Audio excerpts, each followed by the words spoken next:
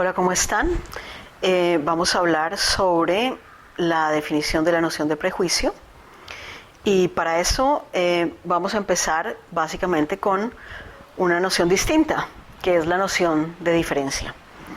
El concepto de diferencia dentro del contexto de lo social es la base sobre la cual se levanta el problema o la situación o el fenómeno del prejuicio.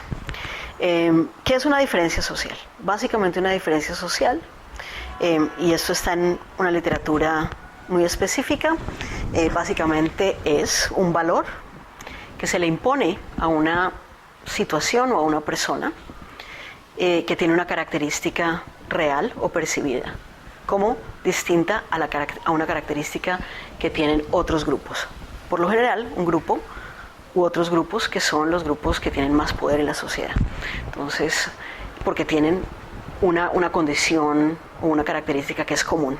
La diferencia aparece entonces como algo que está dado por referencia a lo que es común a los grupos mayoritarios, y lo que es importante aquí que tengamos en cuenta es que se le impone un valor.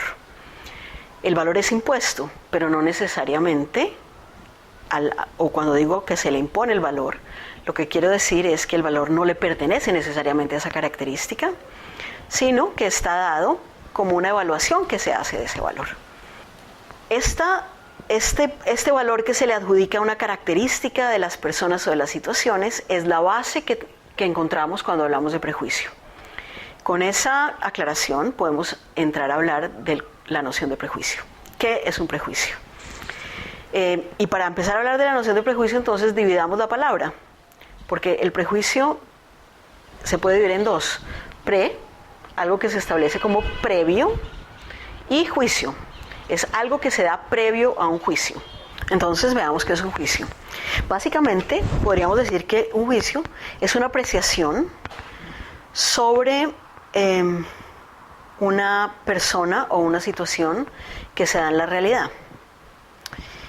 Pero el juicio, por lo general, tiene una forma de sostenerse en una experiencia previa a lo que uno enuncia.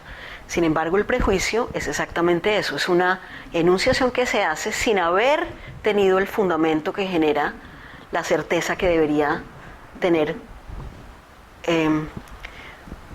esto que hemos enunciado. Y como lo tenemos que conectar con la diferencia, uno podría pensar, por ejemplo, con frecuencia oímos que las mujeres son malas conductoras. Cuando usted oye ese ejemplo, realmente lo que está oyendo es un estereotipo, es una generalización. Es una característica que puede ser propia de cualquier persona, de cualquier género o sexo, de cualquier identidad sexual, pero se ha consolidado como una verdad social en ciertos espacios que las mujeres tienen menos capacidad de ser buenas conductoras que los hombres. Ese es un ejemplo de prejuicio, porque es algo que en muchos casos se toma como cierto sin haber encontrado el fundamento de por cuál tal o cual individuo es, además de ser mujer o además de ser hombre, un buen o un mal conductor. Entonces se está generando una certeza sobre la realidad a partir de algo que no tiene fundamento. El prejuicio opera fundamentalmente de dos maneras. Una primera manera está muy conectada al ejemplo que acabo de mencionar, que es el ejemplo en donde se toma una característica real o imaginada de una persona o de un grupo de personas o de una situación y se convierte en una característica absoluta de esa persona o esa situación. Es decir, un rasgo real o imaginado se vuelve el elemento identificatorio de esa persona o grupo, y se consolida como una verdad. Y esa es una de las maneras en que se funda. El segundo, y más interesante a mi manera de ver, es el proceso a través del cual se pasa de tener una percepción parcial, dijéramos, o falsa de una persona o grupo, hasta el momento en que esa percepción que no está fundamentada se vuelve algo consolidado socialmente como cierto. Ese proceso, que es un proceso, digamos, desde lo proyectado, valorado por el individuo, por los grupos, hasta la verdad social, es la manera como el prejuicio opera. El prejuicio opera buscando consolidación en el grupo. Entonces, como no hay fundamento previo, como cuando uno oye a alguien decir es que las mujeres son malas conductoras, no existe ninguna forma de mostrar evidencia de eso. La manera como se consolida socialmente es buscando otros que le respondan a la persona que hace el enunciado y se unan a su misma percepción. Entonces, quien se mueve de una manera prejuiciada, o la manera como el prejuicio se busca socialmente, es buscando soporte en lo plural. Y de esta manera uno podría pensar que el prejuicio genera una certeza después de la experiencia y no antes de ella. Pero esa certeza después de la experiencia es una certeza que es muy fuerte socialmente, pero que se ha producido por razones distintas a la característica de la persona o del grupo, más por una necesidad de encontrar aprobación de quien es prejuiciado.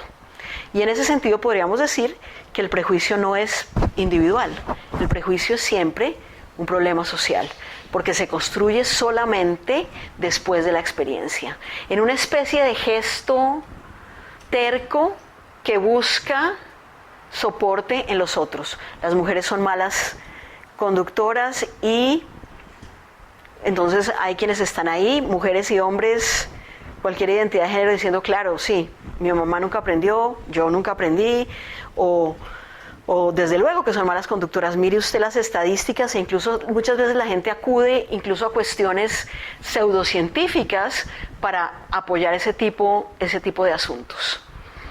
Todos, de una manera u otra, tenemos prejuicios.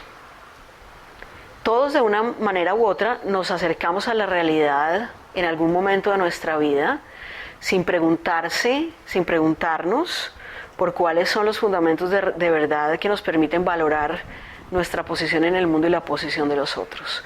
El trabajo de la educación, el trabajo de la crítica, el trabajo del respeto, el trabajo de la pregunta por la justicia, es tratar de desmontar en dónde somos prejuiciados, cuándo y cómo. Ese es un trabajo difícil, pero es un trabajo que uno hace, en la educación lo hace. O sea, la educación desmonta prejuicios de percepción fundamental que uno podría incluso remontar históricamente a la ciencia.